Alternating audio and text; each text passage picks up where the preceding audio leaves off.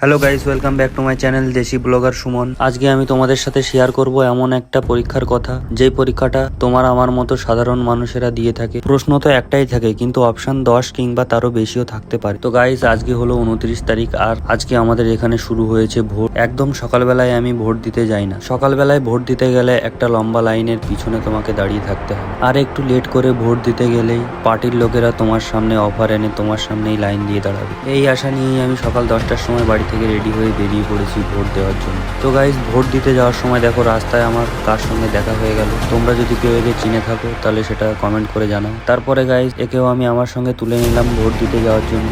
দেখো গাইস, সকাল সকাল ভোট দিতে বেরিয়েছে।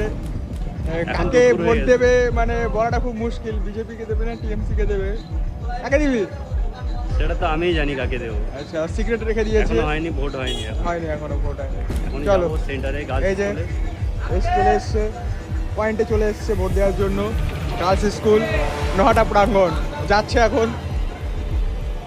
চলো এখানে এসে মোবাইলটা জমা করার পর আমি চলে গেলাম ভোটটা দিতে। আমার বুথের মানুষেরা সবাই ভোরবেলায় এসে ভোট দিয়ে চলে গেছে, তাই ভোটের লাইন ছিল একদমই ফাঁকা, এবং আমি আমার নিজের ভোটটা একদমই তাড়াতাড়ি দিয়ে চলে আসি। ভোটের রেজাল্ট যা হবে দেখা যাবে। তো গাইস, ভোট দিয়ে বাড়িতে চলে এসেছি, আর আমাদের বাড়িতে আজকে ভোট উপলক্ষে রান্না হয়েছে স্পেশাল মাটন বিরিয়ানি। কোনো পার্টির লোক আমাকে এটা স্পন্সর করেনি। যদি কেউ করতো তাহলে ভোটটা আমি তাকেই দিতাম। তো গাইস, ভোট উপলক্ষে বাড়িতে বানানো বিরিয়ানি আমি আনলিমিটেড খেতে থাকি। দুদিন আগে আমার চ্যানেলে 100টা সাবস্ক্রাইবার পূরণ হয়ে গেছে, তার জন্য তোমাদের সবাইকে অনেক অনেক ধন্যবাদ। এইভাবেই তোমরা আমাকে সাপোর্ট করতে থাকো। আর কার কার আমার এই ভিডিওটা ভালো লাগলো লাইক করো, কমেন্ট করো, শেয়ার করো এবং সাবস্ক্রাইব করতে অবশ্যই ভুলো না। দেখা হবে পরবর্তী ভিডিওতে। টাটা।